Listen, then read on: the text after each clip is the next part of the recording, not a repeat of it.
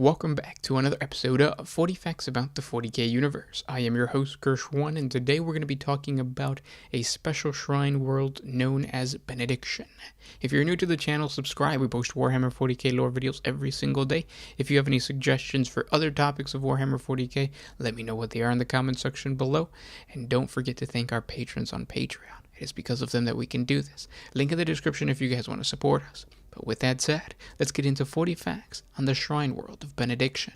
The Shrine World of Benediction, originally called Tithes, is one of the Imeprium of Man's most important cardinal worlds in the Segmentum Solar, besides Terra itself.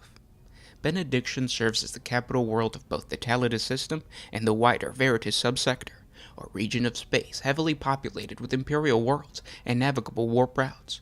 As both a strategic and religious focal point, Benediction has become a stronghold of the Ecclesiarchy, or the Church of the Imperium of Man. It stands as a vibrant symbol of the Imperial Creed's galaxy-spanning influence and power. The Shrine World is covered by a golden theocropolis of astonishing scale. The entirety of the planet's surface is reshaped and sculptured into a mausoleum temple to house the corpses of thousands of saints of the Imperial Church.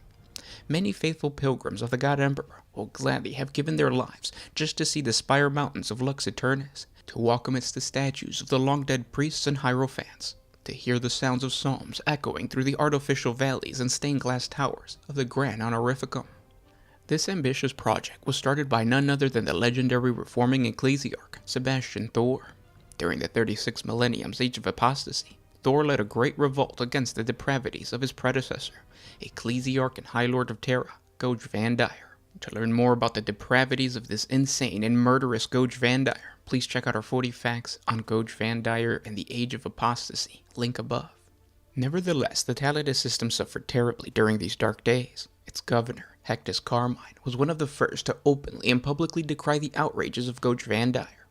In doing so, he earned the mad ecclesiarch's fury.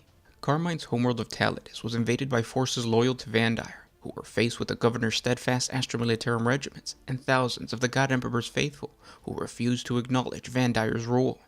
After a fierce conflict that raged for many solar months, Carmine and hundreds of his co-conspirators were finally captured and put on trial. The deposed system governor was brutalized publicly for more than a solar month and ultimately burned alive at the steps of his palace residency. His populace was forced to witness everything. And not content with this blood price, Vandire ordered a grand purge of heretics across the subsector. On worlds all across the system, the measures taken by this insane ecclesiarch would live in infamy.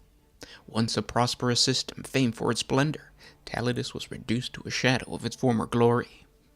Eventually, Sebastian Thor and his faithful, and several Space Marine chapters, stepped in and put an end to the reign of blood. With the demagogue Vandire gone, he began his reformation of the Imperium of Man. One of the first subsectors the new ecclesiarch visited was Veritas, and its broken capital world of Tithes was its first port of call. Though they had suffered greatly at the hands of the Church, the survivors of Vandire's purge greeted this new ecclesiarch with open arms. Moved by their faith, Thor ordered the construction of a grand monument to Hectus Carmine and all who had lost their lives during the Reign of Blood. And so the limitless coffers of the ecclesiarchy were opened, and upon the ashes of the past were fashioned soaring temples and mausoleum cities of gold. Thor decreed that Tithes be renamed Benediction in honor of the fallen. Over the following centuries, the power and influence of the Veritas subsector grew unchecked. The immense wealth generated by the sacred tithes, pilgrimage tolls, and generous offerings of the God Emperor's faithful flowed back into the vaults of the ecclesiarchy. In order to protect this valuable and imposing symbol of their power, Thor's successors ensured that several fortress sanctuaries of the Sisters of Battle were built in the neighboring worlds. Entire Astra Militarum regiments were diverted to protect its borders, and the ecclesiarchy's tithe collectors roamed the space lanes of the Veritas subsector, ensuring that the God Emperor's due was paid in full. The orbital dockyards of the world of Satrapol in the Tithes system were amongst the largest of the Imperium. Thousands upon thousands of vessels were packed together in cramped claws, kept stationary for Terran months and sometimes even years, as the ecclesiarch's agents methodically ensured that every tithe was collected. Those who failed to pay what was owed, or in any way roused the ire of the state church, were dealt with by the ruthlessly zealot Grendask Illuminators.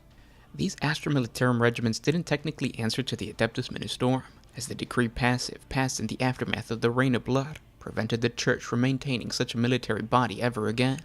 Yet such was the ferociousness of their faith that the Illuminators maintained suspiciously close political ties to members of the priesthood. So did Tacitus thrive for thousands of standard years, even when the Great Rift tore open and Terra itself was savaged by the demonic hordes of the Dark Gods. The Veritas subsector remained untouched. The prophets of Benediction claiming that the faithful of Tacitus lived under the eternal protection of the God Emperor, a reward for all they had suffered. Such predictions were proved utterly false. The Dark Gods had set their eyes upon this gleaming jewel in humanity's crown, and their greatest mortal champion planned to see it burn in the fires of chaos. It was the Word-Bearer's senior Dark Apostle, Corpharon, who led a chaos assault upon the Tacitus system in the hopes of capturing Benediction and transforming this center of worship of the God Emperor into a dark shrine world dedicated to the Chaos Gods. And thus the Tacitus War began, through the efforts of the Imperial Guard, the Sisters of Battle of the Order of Our Martyred Lady, the Astartes of the Salamanders chapter, as well as a phenomenon of the psychic awakening called the Saints' Wall, in which the spirits of the Imperial Sacred Dead were summoned by the faithful of the world. They blunted the Word-Bearer's assault.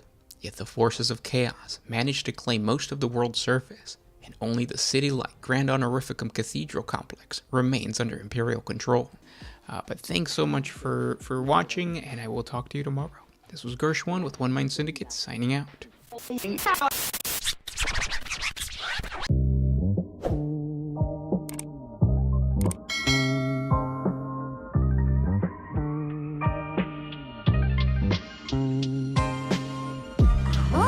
used to put my freedom first, and then